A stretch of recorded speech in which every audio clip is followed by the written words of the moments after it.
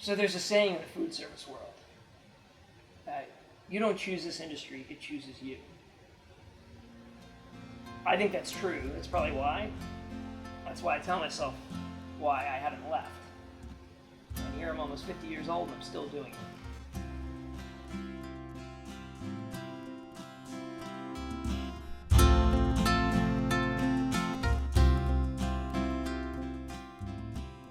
I was attending school for engineering technology, just out of high school, and I started working in this strip mall Indian restaurant that I really loved.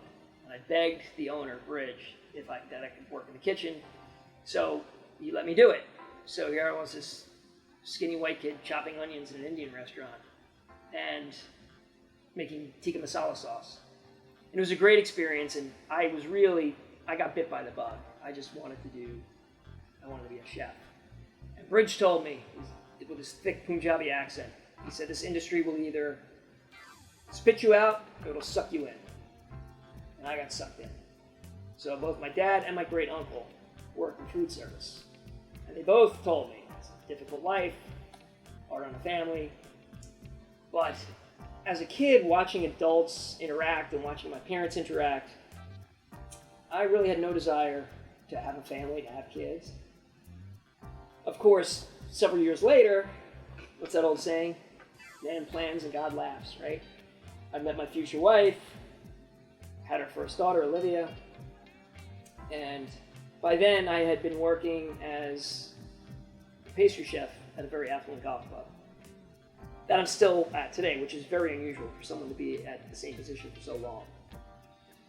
Prior to that, I was working as a line cook, had this desire to open a restaurant, and my wife and I dreamed together about all these different things we were going to do. Well, once you start having children, the bills start piling up. I did make 2 pacts with myself after I had children. One was that I would never go into debt, and number 2 was that I would never fill out another application for a job again. In other words, I would start my own business. So I started several. First thing that happened was I got a part-time job in a brewery, and small brewery out in Carroll County. It worked out well with my background in engineering. I knew enough to be able to fix a centrifugal pump and service a boiler and things of that nature. So 2010, I started Shakedown Spice, an all-purpose seasoning with a purpose. Martha Stewart Radio called it one of the top 10 products to try in 2011. I managed to get into Whole Foods, regional. Don't look for it today because it no longer exists. I had to liquidate that company 2 years later. Then, with all the brewing supplies I was getting, I started brewing beer for the golf club that I currently work for, and hijacked all their tap lines. So I needed a place to warehouse my grain, so I started a retail shop. And that whole thing fell through because I partnered up with the owner's son. Long story short, we shut that business down a couple years later. Off and on, worked as a consultant. And yeah, here I am today. So what does a typical day look like for me? If I'm working both jobs, let's say one of the long days, right? This will happen maybe 2 days a week. Out of the house by 6:30 the latest, or I'm going to hit traffic on the Beltway. I go to the brewery. If I'm brewing a batch of beer, it's about a 6-hour day. If I'm grinding grain and doing paperwork and transferring beer, it's a 5 to 6 hour day. I'll leave there around 12:30. If I have time to eat some lunch before I leave, I'll head out on the road and get to the golf club around 1 o'clock, and I'll work from 1 in the afternoon until anywhere from 9 to 10:15 at night, depending on how busy we are and how late the tables are. So a typical day at the golf club will be just assess the menu, make any changes that I got to change the menu weekly, typically spin ice cream, spin sorbet, and plate of desserts for the tables. Yeah, so I brew beer and make desserts for a living, and basically I make things that bring people pleasure. As a pastry chef of a golf club that caters to the affluent, the irony of working in a middle-class brewery where I'm brewing beer for that affluent golf club, and the fact that I live a middle-class lifestyle, the irony of that doesn't escape me. What it's like to work in that environment, in the back of the house. There was an old saying by, I think Anthony Bourdain had this phrase or saying where there's kitchen people and then there's the rest of the world. So working in the back of the house, it's quite the cast of characters, but you realize that you're one of them, and it's just a whole different lifestyle. It's difficult to relate to people that don't do it and don't work those hours. I find myself on my slower season, when I have Saturday nights off, not really knowing what to do with myself. It's just a different lifestyle. And as far as kitchens go, I mean, we have it really good. I mean, I'm typically off on Sundays. I don't work Easter or Mother's Day, but it's still a kitchen. In the brewery, there's these large plexiglass windows, and if I'm there during lunch service or dinner service, I can just observe people eating, whether it's couples or families.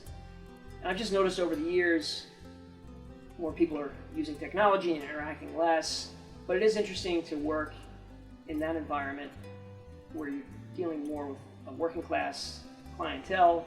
I find just food service in general, there's always just a lack of appreciation. I guess what I've learned over the years is that you can put all the love and care and time into making something really, really good, and it's very, very difficult to make people happy. The happiness that I provide is fleeting. It's almost an illusion, because it's just a Band-Aid for whatever other problems that they're dealing with. You know, I notice this too, particularly in the golf club. I can't make people happy, and I don't focus on my own happiness. I used to believe that it was my job to make people happy, but I realized it's impossible. And when I stopped focusing on my own happiness, I just kind of became at peace with it. I've been working with this nonprofit for several years, and particularly during my slow season. And I mean, there's no pretending there. Like life for those folks is hard. When you realize like you're one paycheck or phone call away from complete disaster, it suddenly becomes real. Like you realize how fragile life is, and that these people were once in a position like you were. I remember walking down an alley one day, I saw a pillow, and it had the name of my son on the pillow, and it was just it just hit me really hard that morning to see that, because I thought, wow, this person here has a whole backstory, and now they're living on the street. And it's very difficult to go from this one, you know, where you're serving this very affluent class, and then serving a class similar to your own, and then going to this environment. Like, it's very difficult to reconcile that. I mean, I don't have class envy. I'm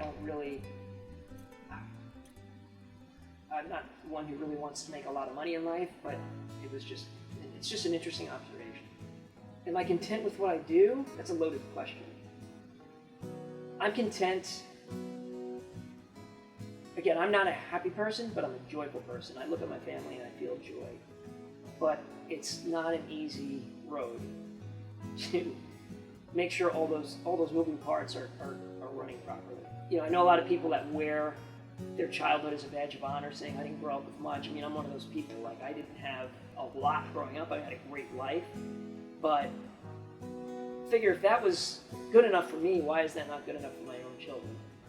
Because I thought for a while, I just got to make it better for them. I got to give them everything, and I mean, what I can give them is my love. What I can give them is hopefully my wisdom, for whatever that's worth, and just to meet their needs. And that just brings me a lot of joy. It brings me joy to come home and see them at night and see them smiling and see them interacting with one another. It just makes it all worth it, because some days feel impossible.